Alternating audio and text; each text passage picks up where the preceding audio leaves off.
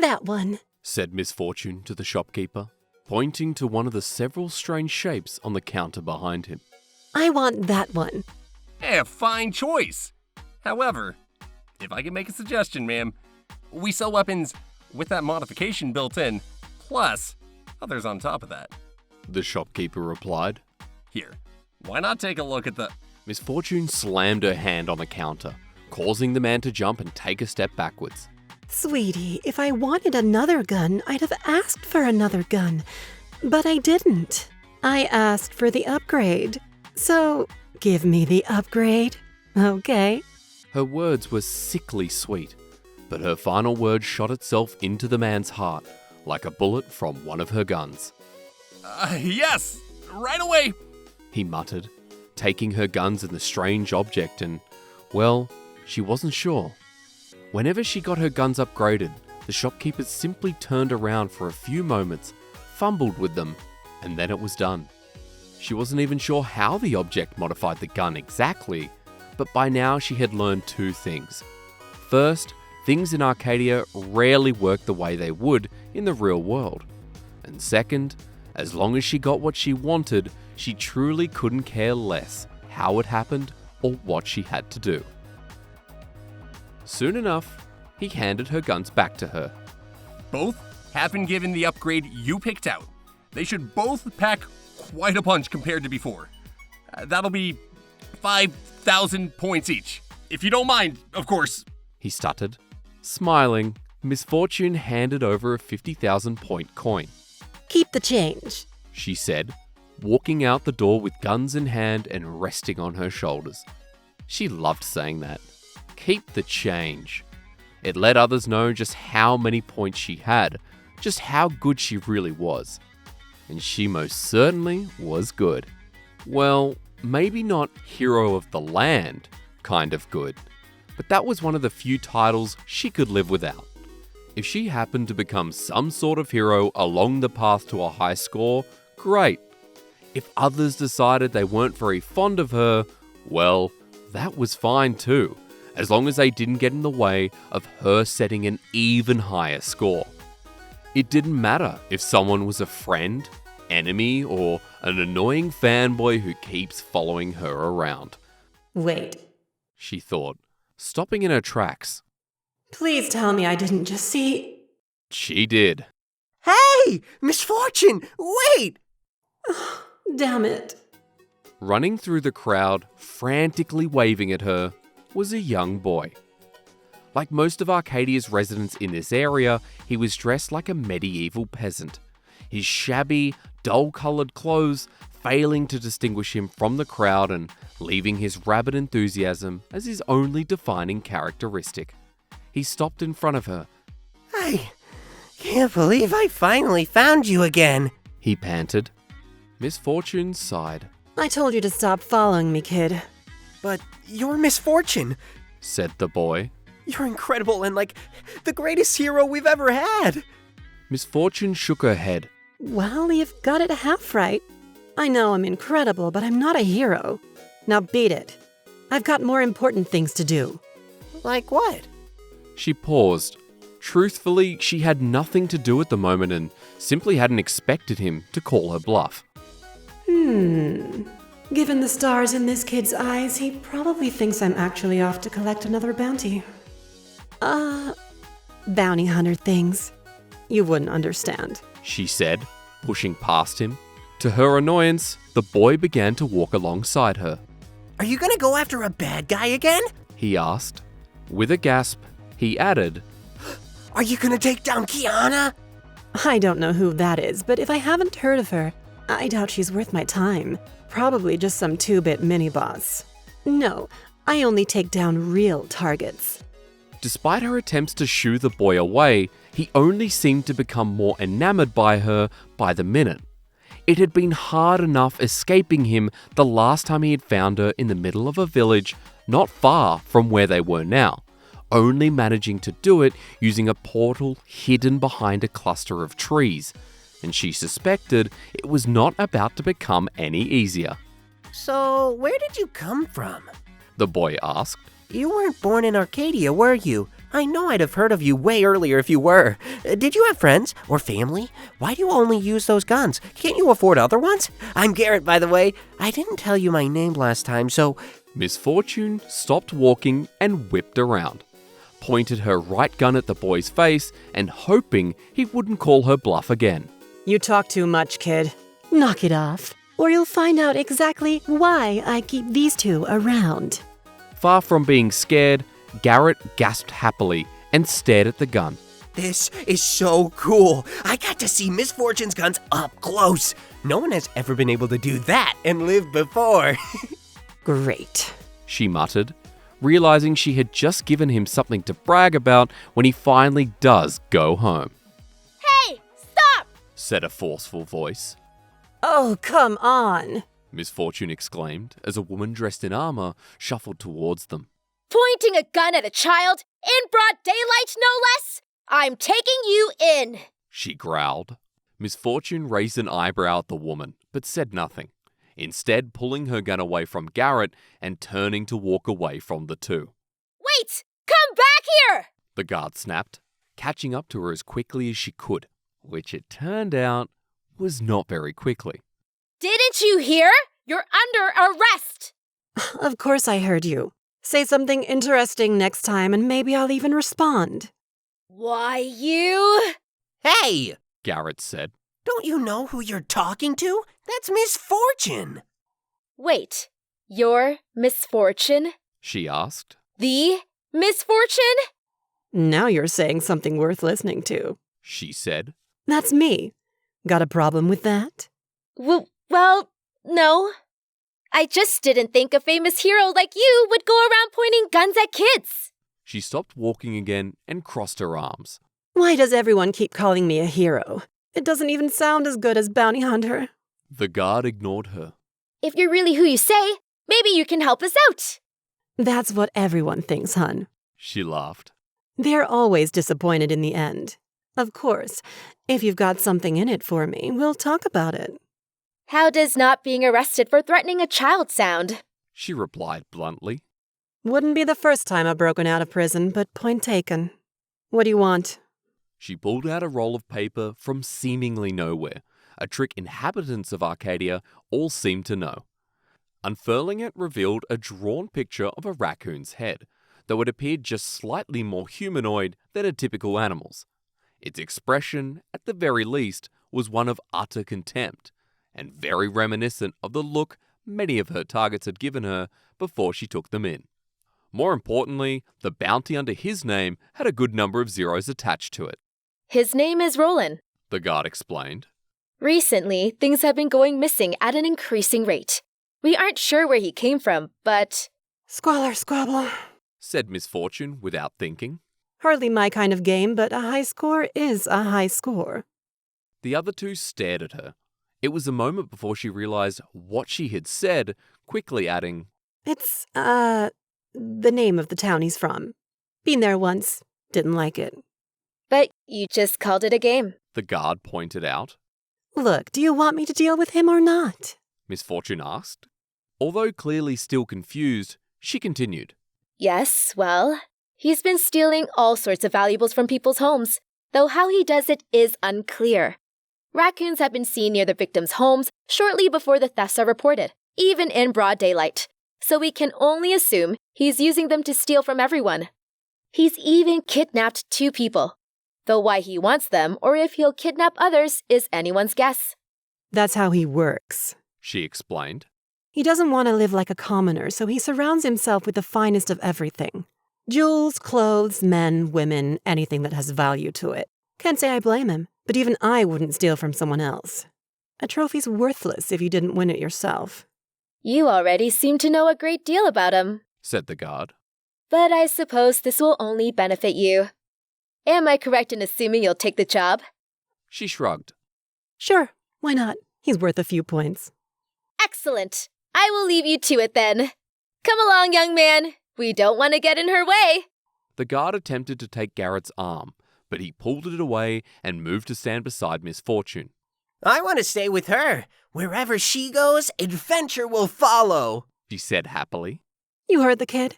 Guess he's with me. Said Miss Fortune. her annoyance with the guard threatening to arrest her outweighing her annoyance with Garrett. Soon enough, however, she realized she had made a big mistake in siding with him over the guard. His questions kept coming, and no matter how many times she didn't answer, the boy simply refused to give in. Look, kid, She growled. I only let you come with me because I figured you'd follow me anyway. But if all you're going to do is talk, then beat it. Oh, sorry. I'll be real quiet.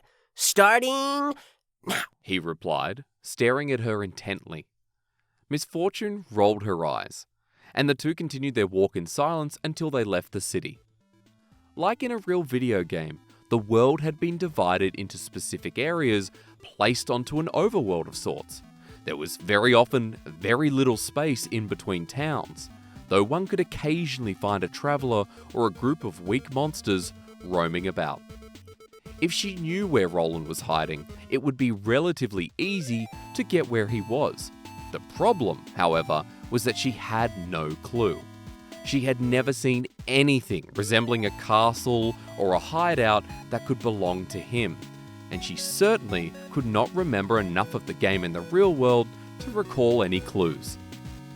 Any idea where to find Roland? Garrett asked after some time had passed, immediately clapping a hand over his mouth. None at all, unless you've got one. She sighed. Garrett's hand remained where it was. You can talk now. Removing his hand, he said, Not really. You seem to know way more about him than I do. You've got to have some idea of where he is. Miss Fortune closed her eyes, trying to recall any details about Squalor Squabble. What was the plot again? I think Roland was a raccoon who didn't want to live poorly, so he stole things to make himself rich. But how did he do that? Ugh, that game was so frustrating, I might have blocked it out. Wait, he had servants. There were actual raccoons that would run around trying to steal anything you'd collected so they could bring it back to him. I remember now. I hated it because the damn things would steal all my stuff and I could never get it back. She opened her eyes and rummaged through her pockets. A few tokens, but not much else, even if they were worth a lot of points each. Kid, you got anything valuable on you? She asked. Garrett shook his head. I don't have much that's worth anything, even at home. Why? Miss Fortune tossed him a token for 20,000 points. All right, make yourself useful. Go back into town and buy the most valuable thing you can with this. Make sure it looks like it's worth a lot, otherwise it won't work. The boy's eyes lit up as he held the token in both hands. Wow! I've never seen so many points before! You must have beaten something really good to get this! Yeah, I'm pretty great. She smiled, deciding not to tell him most of that token was from the weak monsters she'd defeated over the course of her time in Arcadia. Now get going. I want that raccoon's bounty. And you also want to stop him from stealing everyone's stuff, right? Yeah, sure. That too. While she waited for Garrett to return, Miss Fortune wandered the general area, defeating any monsters she came across with ease. Her guns now better than ever, the weak creatures that called this area home stood absolutely no chance. As she watched the point counter on her wristband go up yet again, Garrett's words replayed in her mind. And you also want to stop him from stealing everyone's stuff, right? Well, of course I do. She mumbled to herself. I mean, sure, I want the points more, but it's not like I don't care about anyone else at all. But do you? Asked her in a voice. She wanted to instantly reply with a confident yes, but for some reason, she couldn't. Well, these people aren't even real. She said, blasting another monster that had shambled up to her. It doesn't matter if I care about them or not. It's not like I'd sacrifice a real person for a few points. But would you? The voice asked. Stop saying that! She growled, shooting a line of monsters. The bullet traveled straight through them, leaving a large pixelated hole in its wake. The monsters fell over. Her points increased yet again. A small movement in the corner of her eye caught her attention, something in the water of a nearby river. She whipped her guns around and pointed them both at the monster in the river, only to find nothing but a pink-haired woman dual-wielding guns staring right back at her. She stood for a moment and watched her reflection before scowling and sheathing her guns. What are you doing? Asked Garrett, suddenly appearing behind her. She quickly hid her surprise before turning to face him. Oh, nothing, kid. Did you get what I asked for? She replied. Garrett reached into his pocket and pulled out a necklace with a gold pendant. I think the shopkeeper said if you wore it, you'd find more money. I didn't really get it, but it seemed valuable. That's perfect. She smiled. Now, here's what I want you to do next. So, heard the rumors? Said Garrett rather loudly, sliding up to a small group of people who were talking near a merchant's stall. One of them looked at him curiously and asked what he was talking about. Oh, just about a woman outside the town with a solid gold necklace guaranteed to bring you fortune. The group began chattering amongst themselves. Yep, it sure is valuable. Garrett exclaimed, slipping off to find another group of people where he repeated himself. So, heard the rumors? Meanwhile, Miss Fortune stood with her arms crossed and the necklace tossed on the ground beside her, just barely within her peripheral vision. She pretended to ignore it and instead kept watch on the town gate where she had sent Garrett. Come on. You know you want it. She muttered to herself. She didn't have to wait long. Only a few moments later, she caught a flash of movement out of the corner of her eye, near where she had placed the necklace. She instantly turned her gun on the creature. Nice try, hun. The thief, which turned out to be a completely normal-looking raccoon, instantly dropped the necklace and put its hands in the air, standing on its hind legs. Don't shoot! Don't shoot! I ain't done nothing, I swear! It said. She rolled her eyes and knelt down, pressing the gun into the creature's stomach. She was only vaguely aware that she didn't even find something like a talking raccoon unusual anymore. If anything, this was on the ordinary side for Arcadia. Not yet, you haven't. But you will. She said. Where's your boss? What? My boss? I don't know what you're talking about. Said the raccoon. I work on my own, see? I just... Miss Fortune had shoved the barrel of her gun into the creature's mouth. Listen, I don't have time for this. Every minute I waste on you is another bounty that gets away from me. So let's cut to the chase, okay? Where is your boss? Her voice changed from sickly sweet to aggressive so quickly that even if she had not pushed the gun even farther in with her final word, the raccoon likely would have complied anyway. He pointed to the gun, then to his mouth. Miss Fortune retracted her weapon, leaving the raccoon gasping for breath. That metal taste will take ages to get out. Look, it ain't that easy. What makes you think he'll want to see you?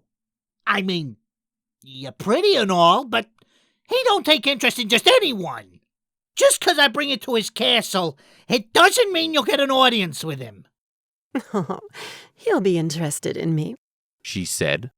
He likes the best, right? Miss Fortune! Oh, damn it. She exclaimed, straightening herself and turning towards the gate. Garrett was sprinting at her excitedly, and seeing the raccoon beside her only seemed to increase his joy. Truthfully, she had been hoping to, accidentally, leave the boy behind. But now that he had shown up again, she doubted she could shake him off, even if she tried. That looks like the guy from the poster! You already got him? That's amazing! Garrett gasped. I knew you'd do it. Miss Fortune pinched the bridge of her nose. What? No, Oh, kid, this isn't Roland. It's one of his little servants that's going to take me to him. Hey, I never said I was... The raccoon began. Miss Fortune quickly fired a shot that missed his head by less than an inch. Then say it. She growled. Okay. I'll take you to him.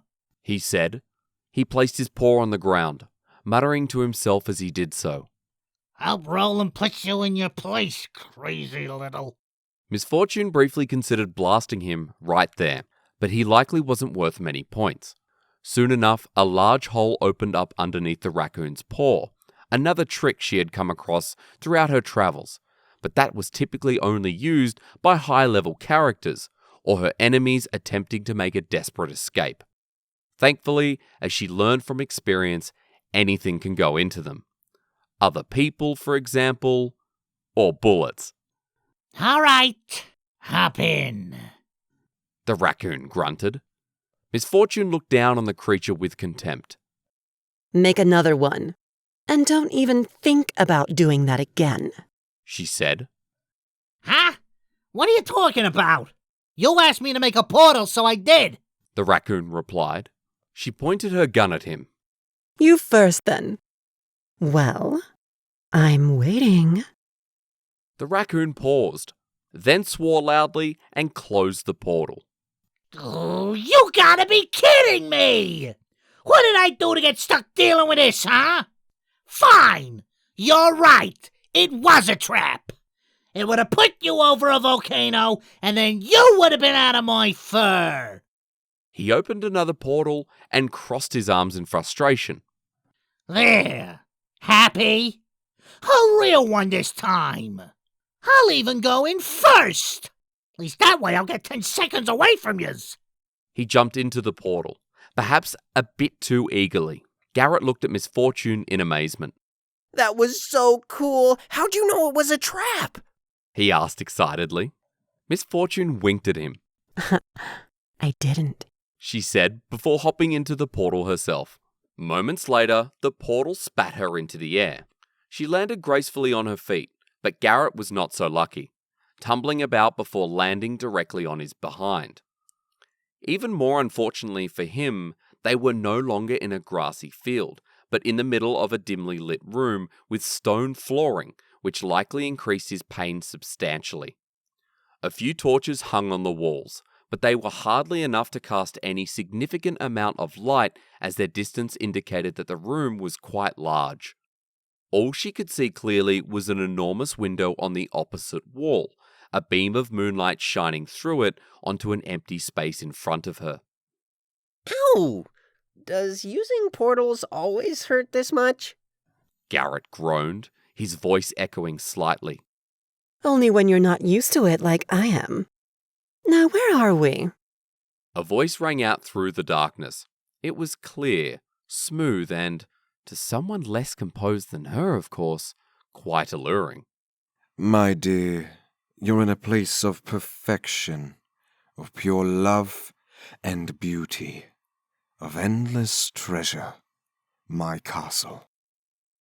The beam of moonlight slowly retracted until it shone upon the far wall, against which was a man sitting on a throne with one other person on each side, another man and a woman, both sitting on smaller versions of the same throne.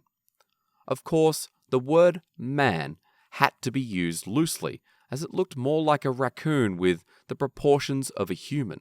His face was soft, almost kind, not at all like the picture she had been shown. And if she were into animal people, she'd even say it was quite charming. His clothing, along with his delicate features, gave him a rather regal appearance. He wore a sleeveless white shirt adorned with gold lining that bared his midriff, elegant purple pants, and golden sandals. Upon his head was a silver circlet with a deep red jewel in the center. Instead of seeming upset or confused, he appeared rather bored, sitting with his head resting against his fist.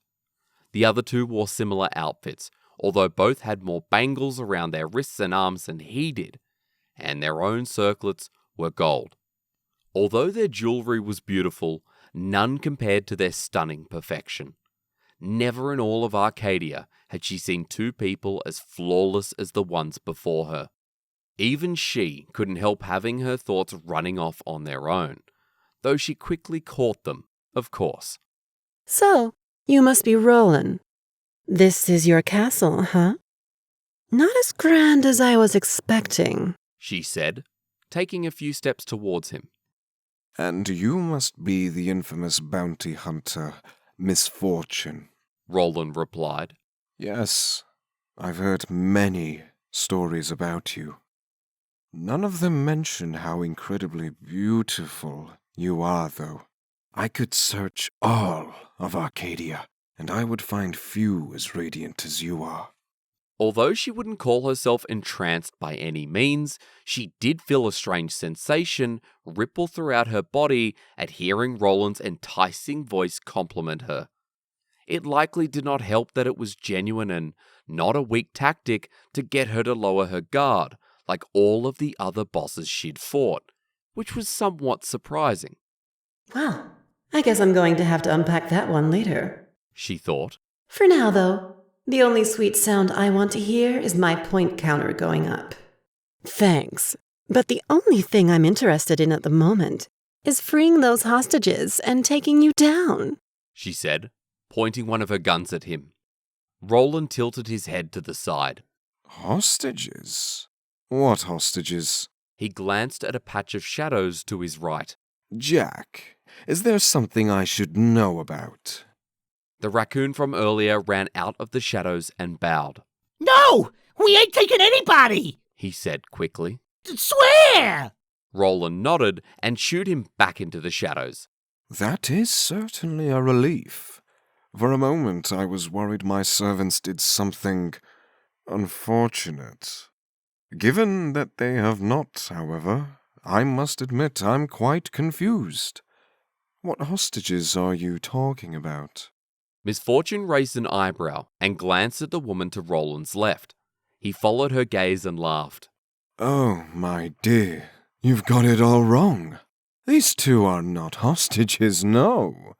They live here, He said cheerfully. They live here? But the guard told me you've been taking people from their homes, Said Misfortune, slowly lowering her gun. Yeah, you kidnapped them. Garrett chimed in. Roland shook his head. I would never force someone to come here. I simply gave them the offer to stay with me, offered them as much food as they could eat, any clothes or adornments they desired, and someone who would love them unconditionally. Should they desire it, they could return to their former home right now with no consequences. I've made sure that particular condition was very clear. He wrapped his arms around their shoulders, and they leaned into his touch. They have not done so because they do not want to. And that is the end of it. Although it would be far easier if he was lying, Misfortune could not find any indication that he was. Neither had a single blemish upon their skin, and they hardly looked like they were being underfed. Not only that, they were leaning on Roland as though he was the kindest lover each had ever known, which it was increasingly starting to seem like. They were also glaring daggers at her, she noticed. Misfortune? I don't think they're hostages. Garrett said quietly. Yeah, and that just makes it more complicated. I might have to fight through them to take him down. She sighed. Garrett stared at her, his eyes wide. But if he hasn't kidnapped anyone, why do you need to take him down? It seems like they're really happy staying here with him. He said. He's stolen from the town, remember? She replied. She glanced at Roland. You did steal from the town, right? He nodded. Indeed, I have. Objects are one thing, but I will not take a person who is unwilling. People deserve to be treated like royalty. They are not objects to be used and cast aside when you are done with them. They are treasures that should be admired, treasures that are more awe-inspiring than even the most beautifully gilded gold. Mere trinkets and jewels, however? Well, I can't say I don't feel some temptation now and then, and a king like myself deserves to have the best. Wouldn't you agree? If anyone should understand my position, it's you. Misfortune rolled her eyes. Oh, save it. I've heard this spiel 100 times. It's all you bosses ever do when you're cornered. You try to convince me that I'm just like you, that I just don't understand your position. I get you're built that way, but it makes for pretty terrible last words. So here's my advice. Find some better ones quick, because you're running out of time. And here is my advice for you, my dear. Said Roland with a smile on his face. I'm going to offer you a chance to leave without bloodshed. Take it and do some self-reflection. If you begin to see your own worth, I will gladly let you return and stay here with me. You have the potential to be something truly great, Miss Fortune, but you must see your worth before that can happen. My own worth? You're joking, right? I've got more points than anyone in Arcadia. Well, unless the little hyper-crystal dungeon freak glitches his way into high score again. But that doesn't count. Said Miss Fortune. Roland sighed. And that's exactly my point. How do you still not understand? Miss Fortune whipped her gun towards him and fired a single shot, just barely missing him. Roland didn't even flinch. The only thing I need to understand, she said, is that there's a whole lot of points in it for me once I take you down. And if I've got to go through them to do it, she pointed her free gun at the woman and then the man. Then I will. Roland's smile faded. For the first time, he came close to looking quite like the depiction of him she had seen on the poster. Aja, Kane, wait for me in our room. This won't take long, he said calmly. Aja looked like she was going to protest, but Roland shook his head. Please, my love, it's for your own safety. We'll be seeing each other soon again, very soon. Although she looked conflicted, she ultimately nodded and kissed him on the cheek, to which he responded in kind. Kane, too, seemed like he didn't want to leave. Roland smiled warmly at him. Please trust me, my little treasure. You do trust me, right? Kane, although hesitantly, nodded. Then there is nothing to worry about. I promise. Roland kissed him on the cheek and was granted a kiss in return. With that, the two stood up and took one final look at Roland before heading through a door on the left-hand side of the room.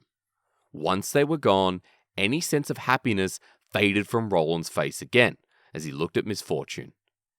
Garrett, correctly sensing he should get out of the way, scampered off to the side, while still making sure he had a good view of the action, of course. There is no need for you to act like this. I have harmed no one, stolen nothing that cannot be replaced, taken from no one that cannot afford the loss.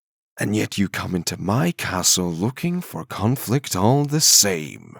It's one thing to pick a fight with me, but you would threaten an innocent life for your precious high score, and that is something I will not tolerate. Someone has to put a stop to this, and if it won't be you, then I'll do it myself. Roland snarled. He raised his hand into the air and pointed at her. Seize her. A swarm of raccoons rushed out of the shadows, most running on all fours with a few on their hind legs, hands outstretched. She quickly shot the one standing upright, remembering from the original game that they stole whatever you had in your inventory. Seeing she was quickly becoming surrounded by the remaining animals, she then turned towards the door opposite Roland and fired her guns into the air, sending a hailstorm of bullets onto the raccoons. The hardier ones slowed down drastically, while the weaker ones vanished. Miss Fortune smiled and stomped her right foot. A flurry of sparkles and hearts surrounded her boots, and her guns began to glow a bright gold. With an opening created, she dashed past the raccoons with astonishing speed, and, once at a safe distance, began firing at them one by one, so quickly that her arms were almost a blur. She aimed at the final two raccoons, one directly in front of the other, and grinned. Bang! She fired a single shot, taking out the raccoon in front. The bullet bounced from its first target to its second, eliminating that one as well. The point counter on her wrist finally caught up, showing she had gained another 3,000 points.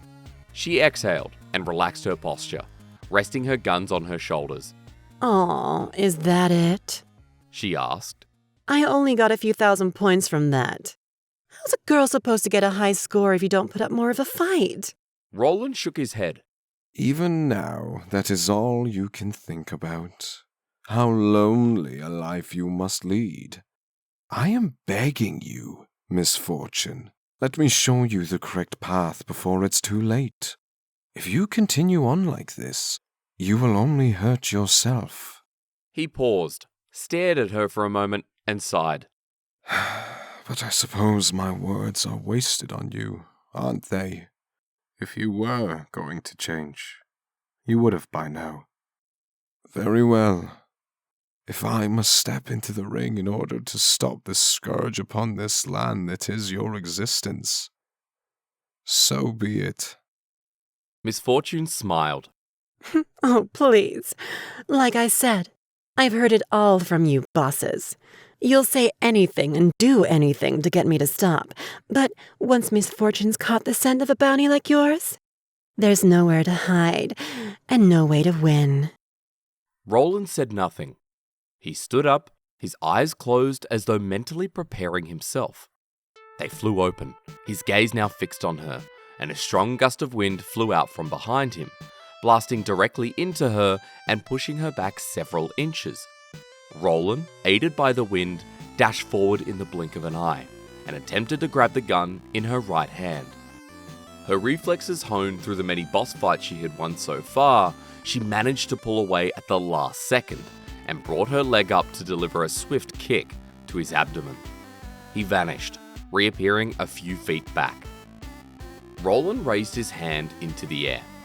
A golden light briefly enveloped it before stretching into a long shape. When the light vanished, an ornate golden sword was now resting in his hand. Misfortune raised her gun and shot at him, but he vanished again, repeating the movement with his other hand to create a large golden shield. He lunged forward and swiped at her. Briefly held in place by shock, she just barely managed to dodge his first two swings. Something's not right. He's only supposed to have the powers he had in the original game. She thought. The swarm of raccoons, that checks out. But this? What the hell was Vagar planning with this one? He raised his sword and violently swung it downwards, only for Misfortune to cross her guns above her head and block the attack. Roland tried to push through, using his other hand to put even more weight onto his weapon, but neither the guns nor her were willing to give in. You know, I don't remember you doing any of this in Squalor Squabble, but this is what it should have been in the first place. Maybe then it would have been worth playing. Misfortune laughed, feeling herself begin to slide backwards from the force still being exerted on her guns. I'm not bound to those rules any longer. I was nothing. The main character of a game that no one wanted to play. Do you know how it feels to do everything right? To live exactly how you're supposed to and play your part perfectly? And still be told you're not good enough? Well, not anymore. I'm free to make my own choices, live my own life however I see fit, and tell myself that I'm enough even if no one else thinks so. Roland growled. I'm sorry. I have no desire to hurt you, but I will not let you take away the happiness I have finally found after all these years.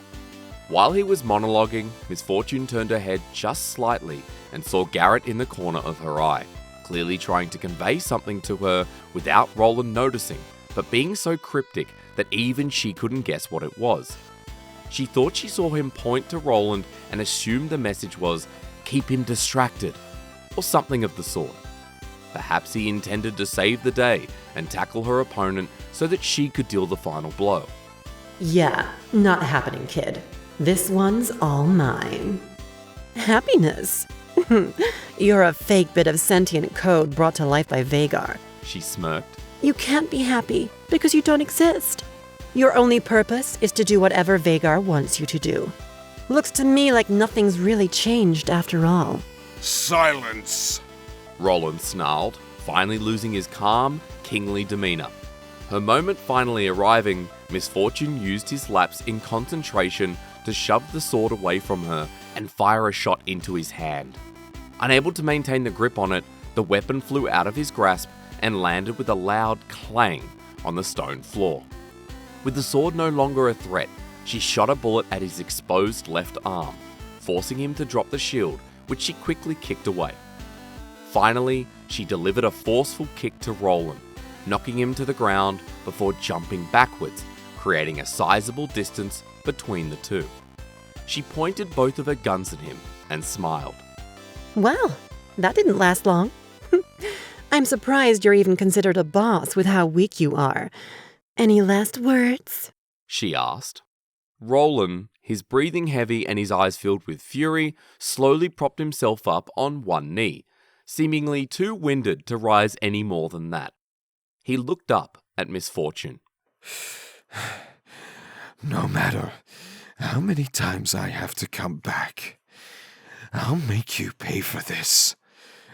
I can only hope that one day you'll see what you have destroyed in your attempt to get your precious high score. And when you finally do, when you realize the thing you cared about most is now meaningless, I want to be there to see the despair in your eyes. I want to watch you realize what you've done to this world and to feel the fire that you currently dance in. And if I find out you've done anything to harm my loves, I swear that I'll... All right, that's enough. She interrupted. In the end, you bosses are all the same. You talk way too much. Now, let's see what these guns can do. It's bullet time. With a long, almost maniacal laugh, Misfortune unleashed a furious cascade of colourful bullets at Roland, showering him with pink and red until he was no longer visible underneath the immense amount of them, and his screams were drowned out by the sound of her attacks echo bouncing off the room's stone walls. When she finally stopped, when her echoing laugh finally faded away from the sound of gunfire ceased, Roland remained upright for just a moment, his clothing torn and crown shattered into pieces, before falling to the floor. Archer, Kane, forgive me for abandoning you, my loves, he whispered. The moment his final, pained words escaped his lips, he slowly dissolved into pixels, the shattered remnants of his crown, the final pieces to go, until there was nothing of him left. Misfortune exhaled and lowered her guns, glancing at her point counter. To her satisfaction, it was still going up, and up, and up, until it finally showed she had gained a rather sizable amount of points. Well, that takes care of that. Hey, Raccoon, it's over, so get me and the kid out of here. She called out. No one came. Oh, damn it. He's probably too scared to come out now that his boss is dead. She said. Looks like we'll be walking back to town, kid. Garrett slowly approached her and stared at the spot where Roland had died. So he's really gone? Misfortune shrugged. Just for a bit. Most bosses come back eventually. It'll be a while, though, and he'll remember every minute of this. So I doubt he'll try to steal again anytime soon. Noticing Garrett's clear discomfort, she asked, Why? Something bothering you? No, it's just, I don't know. He muttered. Fair enough, She said, turning around and beginning to walk away. Did you really have to kill him? Garrett finally blurted out. Misfortune stopped walking. Come on, kid. You didn't really buy all that stuff he was saying, did you? He's just told to say that stuff. He doesn't really believe it. I don't know, Misfortune. He really seemed like he believed it to me. Besides, those two really liked him. Why would they like him if he was a bad person? Misfortune sighed. Oh, look, kid. I know it's hard to see it, but he's just a boss. No matter what he says, no matter what he thinks he feels, he's just another pawn to be used by the biggest boss of them all. This is never going to stop until that boss is taken down, and who better to do it than me? Even if I didn't care about my high score, I doubt there's anyone but me in Arcadia that could do what needs to be done. Well, what about Caitlin? Said Garrett hopefully. I've never met her, but I've heard stories about her. She's the sheriff of Arcadia, and she's really strong and has a cool gun, just like you. Caitlin? The sniper cop girl. Oh, please. She's so outdated, she may as well be classified as retro by now. She laughed. No, the only one you need to trust is Misfortune, Arcadia's finest bounty hunter. To drive her point home, she struck what she assumed was a cool pose. It apparently worked because the stars were back in Garrett's eyes as he looked at her. Now, if you're done complaining, we should get out of here before Roland respawns. That's one raccoon I really don't want to deal with again. Once back at the town, they tracked down the guard from earlier and explained the situation. Roland was indeed the one who had stolen from the town, but he was taken care of and would not be troubling them for a long time. Wonderful news! And the people he kidnapped? The guard asked. Well, they... Garrett began. They're gone. Misfortune said quickly. Roland must have hidden them away somewhere else. We searched his whole castle, but they weren't there. I think I know where they are, though, and it turns out I'm heading there next. It'll be a while before I come back here, but if I happen to find them, I'll let you know. The guard nodded. I see. Not what I was hoping to hear, but no news is better than bad news, as they say. We are in your debt for driving them off, Misfortune. Your reputation is truly well-deserved. Thanks. I'll be sure to keep that debt in mind when I come back, She said with a wink. The guard gave her a salute and walked off. It was so cool being able to go with you, Misfortune. Seeing you fight is way different than just hearing stories. I have a favor to ask, though, Said Garrett. You're asking me for a favor? Remember who you're talking to, kid. I never work for free. But sure, I'll at least hear you out. She said. Garrett paused. Would it be okay if we kept traveling together? I think I can learn a lot from you. You seem really smart, and you're super strong, and maybe you can teach me how to be strong too? Back at the castle, I was totally prepared to help you out, but you didn't even need my help. I want to be like that. I want to be just like you. So, please take me with you. He finished, with a rather awkward bow. No. She replied instantly. He paused again, still hunched over in his strange bow. Raising an eyebrow in response, she turned to make her way out of the city, and away from him. Quickly correcting his posture, he scurried back up to her. Come on, please! I promise I won't be a burden. I said no. If I have to strut out of here so that you can't keep up, I will. Stop following me. But we had an adventure together. Isn't that supposed to, I don't know, mean we have a bond or something? A bond? Really? We just happened to be in the same place for a while, that's all. I don't have time to babysit you, and even if you ended up being useful, I don't need a partner. Garrett shook his head. I don't want to be your partner. I just want to be your friend. Do you have any friends in Arcadia? She didn't, of course. The closest thing she had to a friend was Sona, the two having come across each other in their travels numerous times and gaining, if nothing else, a solid respect for one another.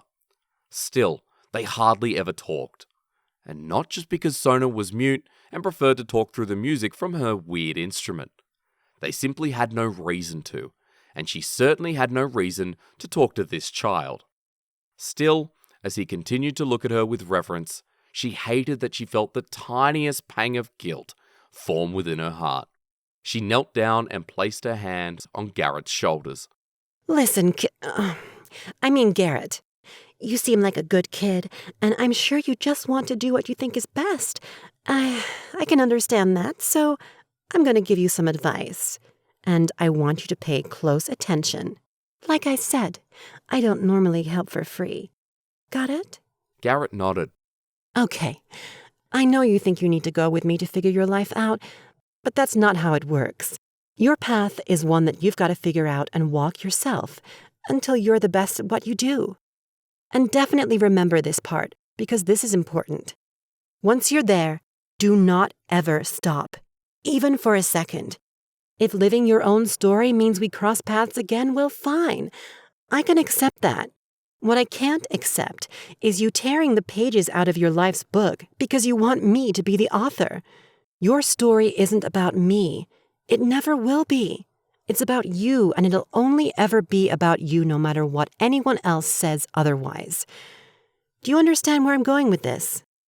Garrett thought for a moment. Yeah. You're partly saying that I wouldn't be happy traveling with you, and instead, I need to depend on my own abilities and make my own happiness instead of depending on you to make me happy. Because that's not fair to either of us. He then grinned widely. But mostly, you're saying you want me to get lost and only interact with you again if there's no other choice, right? Misfortune ruffled his hair playfully and stood back up. Not bad. Maybe there's hope for you after all. If you ever need me, though, don't come looking for me. If the bounty's high enough, I'll find you. Wherever there's a high score to be made, you can bet that I'll be there. Until then, kid, stay sharp. With that, she smiled at him, and her guns resting casually on her shoulders once more, Misfortune left the town and all its inhabitants behind to continue her search of new adventures, greater targets, and, more importantly, the highest score Arcadia would ever see, claimed by the greatest bounty hunter in the entire world, the one and only Misfortune.